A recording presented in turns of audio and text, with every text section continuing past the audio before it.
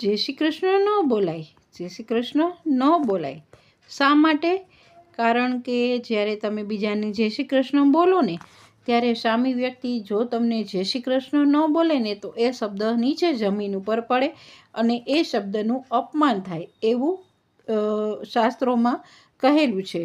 તો આપણે એ રીતે પણ જય શ્રી કૃષ્ણ ન બોલવા જોઈએ.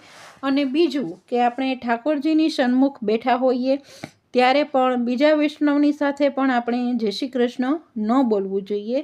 એની પાછળનું એક કારણ એ છે કે આપણે જય શ્રી કૃષ્ણ પ્રભુ જ્યારે આપણી સન્મુખ ન હોય ત્યારે આપણે એ સામેની વ્યક્તિની અંદર બેઠેલા ભગવાનને આપણે જય શ્રી કૃષ્ણ કરતા હોય છે. એટલે કે તમારી અંદર રહેલા પ્રભુને હું વંદન કરું છું. પણ જ્યારે પ્રભુની આપણે સમક્ષ જ બેઠા હોઈએ ત્યારે જય શ્રી કૃષ્ણ નથી કહેવાતું, કારણ કે આપણે પ્રભુની સન્મુખ છીએ. તો આ સમયે જય શ્રી કૃષ્ણ બોલવાનું નથી. તો હવે આપણે જે ખેલના દિવસો આવી ગયા છે અને ખેલના દિવસો માટે પ્રભુ માટે આપણે જુદા જુદા લોટમાંથી કલર ઉમેરી અને અલગ અલગ કલર બનાવીશું. તો આ માટે મેં જે લીધો છે એ કોર્નફ્લોર લીધો છે અને અન્ય ફૂડ કલર મેં સાથે લીધા છે. હવે આપણે એ બધા જ કલર બનાવવાની તૈયારી કરી લઈએ. અહીં અલગ અલગ વાટકીમાં આપણે થોડું થોડું પાણી લેવાનું છે અને સાથે જે પાવડર ફૂડ કલર આવે છે એ હું ઉમેરું છું. તમારી પાસે જો લિક્વિડ કલર હોય તો એ પણ તમે ઉપયોગ કરી શકો છો. જોઈતા પ્રમાણમાં જલ ઉમેરવાનું છે અને ત્યારબાદ આપણે એ કલરને બરાબર રીતે મિક્સ કરવાનો છે અને એની સાથે આપણે કોર્નફ્લોર છે એને મિક્સ કરીશું.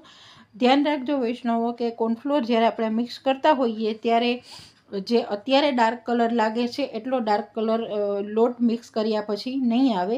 એટલે તમારે જેટલા પ્રમાણમાં ડાર્ક કલર જોઈતો હોય એટલા પ્રમાણમાં થોડો વધારે પ્રમાણમાં કલર ઉમેરવાનો રહેશે. તમે જોઈ શકો છો કે મેં અહીં 1.5 થી 2 ચમચી જેટલો કોર્નફ્લોર ઉમેર્યો છે અને એ કોર્નફ્લોરને સાથે આપણે જે જલ લીધું છે એમાં પણ હું જે સુગંધી છે એ ઉમેરીને સાથે જે કલર બનાવું છું એ કરી રહી છું. સુગંધી સાથે હું અહીં મૂકવાનું રહી ગયું હતું પણ સાથે સુગંધી આપણે ઉમેરીશું. આવી રીતે આપણો એક કલર તૈયાર થઈ ગયો. હવે આપણે બીજા કલર પણ આવી જ રીતે બનાવવાના છે અને આ બધા જ કલરને આપણે પ્લેટમાં લઈ લઈશું અને પહેલાં પંખા નીચે સૂકવીશું. અને જો તમારા ઘરમાં થોડો થોડો તડકો આવતો હોય તો એ તડકે પણ થોડી વાર પૂરતું ઢાંકીને તમે આને સૂકવી શકો છો. જો વધારે પડતા આકરા તડકામાં ખુલ્લા સૂકવશો તો આ બધા જ કલર છે એનો કલર છે એ ઝાંખો થઈ જશે, એટલે કે કલર ઉડી જશે. તો આવી રીતે આપણે એક પછી એક બધા જ કલર બનાવીશું અને એ બધા જ કલરને વારાફરતી આપણે જે છે એને થોડીવાર પૂરતા અગાશીમાં ખુલ્લા પવનમાં 5 મિનિટ પૂરતા રાખીશું અને ત્યારબાદ ફરીથી આપણે ઘરમાં લઈ લઈશું અને ફરીથી આપણે પંખા નીચે પણ એને આવી જ રીતે સૂકવીશું. અને આવી રીતે જ્યારે બધાય કલર સુકાઈ જાય ત્યારે તમે જોઈ શકો છો કે સરસ મજાની એની ચમક પણ આવી ગઈ છે. બધા જ કલર ખૂબ સરસ રીતે સુકાઈને તૈયાર પણ થઈ ગયા છે.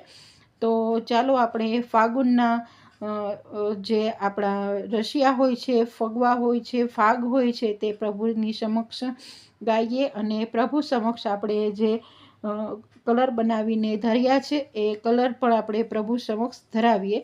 તો વૈષ્ણવો, તમને આજનો આ મારા કલર બનાવવાનો વિડીયો કેવો લાગ્યો તે મને ખાસ કોમેન્ટ કરીને જણાવજો. અને આજ સાથે મેં જે બીજા કલર પણ બનાવીને મૂક્યા છે એ પણ તમારી સમક્ષ મૂકું છું. તમે ચાહો તે રીતના કલર આમાં ઉપયોગ કરીને બનાવી શકો છો. સાથે સુગંધી ઉમેરવી ખૂબ જરૂરી છે અને સાથે ગુલાબજળ પણ ઉમેરવાનું હોય છે. જે મેં જળ લીધું હતું સાથે એમાં ગુલાબજળ પણ ઉમેર્યું હતું.